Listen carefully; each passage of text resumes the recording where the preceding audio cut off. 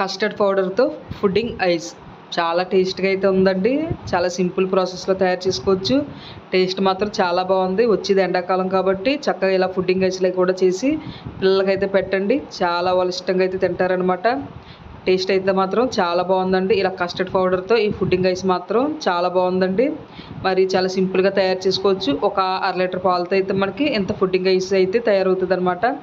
మరి మనం ఎలా తయారు చేసుకోవాలనేది మీకు చూపిస్తాను. ఐస్ మాత్రం చాలా టేస్టీగా చాలా సూపర్గా అయితే ఉన్నది. ముందుగా కస్టర్డ్ పౌడర్ అయితే తీసుకోవాలన్నమాట.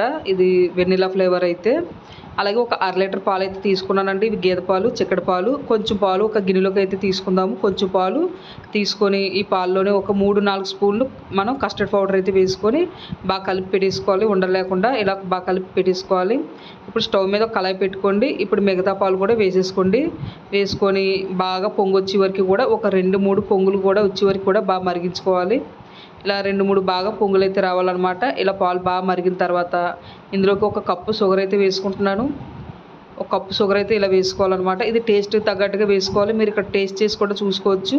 అలాగే పంచదార కరిగిన తర్వాత మనం కలిపి పెట్టుకున్న కస్టర్డ్ పాలు కూడా వేసుకోవాలి. వేసుకొని ఫ్లేమ్ మాత్రం మీడియం ఫ్లేమ్లో పెట్టుకొని మనం కలుపుకుంటూనే ఉండాలి. లేదంటే మనకి కొంచెం ఉండలు కడతా ఉంటుంది. కాబట్టి కలుపుకుంటూనే ఉండాలి. కొంచెం నేను ఎల్లో ఫుడ్ కలర్ అయితే వేసుకుంటున్నాను. ఇలా వేయడం వల్ల కొంచెం లుక్ అయితే బాగుంటుంది. ఇలా బాగా కలుపుకుంటా ఉడికించుకుంటూ ఉండాలి. మీడియం ఫ్లేమ్లోనే ఉడికించుకోవాలన్నమాట. ఇక్కడ మీరు టేస్ట్ చేసి చూసుకోవచ్చు. మీకు పంచదార కానీ చాలా పోతే మరో 2-3 స్పూన్లు కూడా వేసుకోవచ్చు అనమాట. కాబట్టి ఇక్కడ టేస్ట్ చేసి చూడండి. మనకి ఇలాగ ఉడికిన కొద్దీ కూడా మనకి కొంచెం చిక్కగానే తయారవుతుంది అనమాట. అలాగే మనం ఎందులో అయితే ఐస్ అయితే వేసుకోవాలనుకుంటామో దానికి ఇలా నెయ్యి అయితే రాసి ఉంచుకోవాలన్నమాట. ఇలా గిన్నెకి ఇలా నెయ్యి అయితే అప్లై చేసి పక్కన పెట్టుకున్నాను. అలాగే ఫుడ్డింగ్లో కూడా నేను ఒక స్పూన్ నెయ్యి అయితే వేసుకున్నాను అనమాట. ఇది ఫుడ్డింగ్ ఐస్ కాబట్టి నెయ్యి అనేది ఒక స్పూన్ అయితే వేసుకున్నాను. వేసుకొని కొంచెం ఒకసారి బాగా కలుపుకొని మనం బాగా దగ్గరికి అయ్యే వరకు కూడా కొంచెం ఉడికించుకోవాలి. ఒక 10-15 నిమిషాలు మీడియం ఫ్లేమ్లోనే ఉడికించుకోవాలన్నమాట. మనం ఉడికిన కొద్దీ కూడా మనకి కొంచెం చిక్కబడుతూ ఉంటుంది అనమాట. మీడియం ఫ్లేమ్లో ఇలా కలుపుకుంటా మీరు బాగా ఉడికించుకోవాలన్నమాట.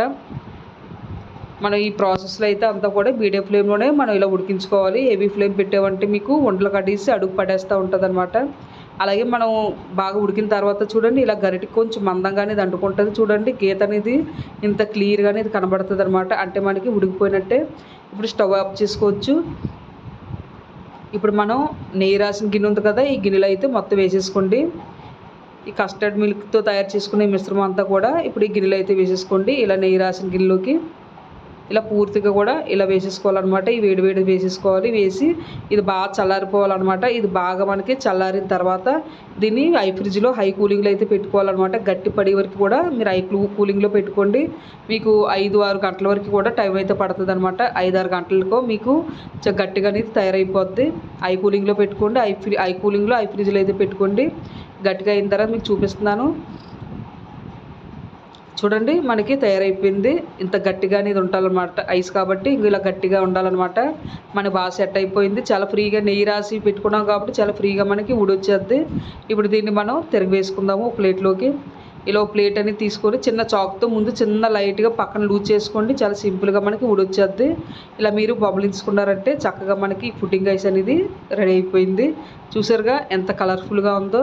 చాలా కలర్ఫుల్గా ఉంది. అంతే టేస్ట్గా కూడా ఉందన్నమాట. చాలా అయితే చాలా బాగుందన్నమాట. దీన్ని మీరు ఇలా చాకుతోటి ఇలా ముక్కల కింద కట్ చేసుకోవచ్చు అనమాట. మరి ఈ పుడ్డింగ్ ఐస్ మాత్రం టేస్ట్ అయితే మాత్రం చాలా బాగుందండి.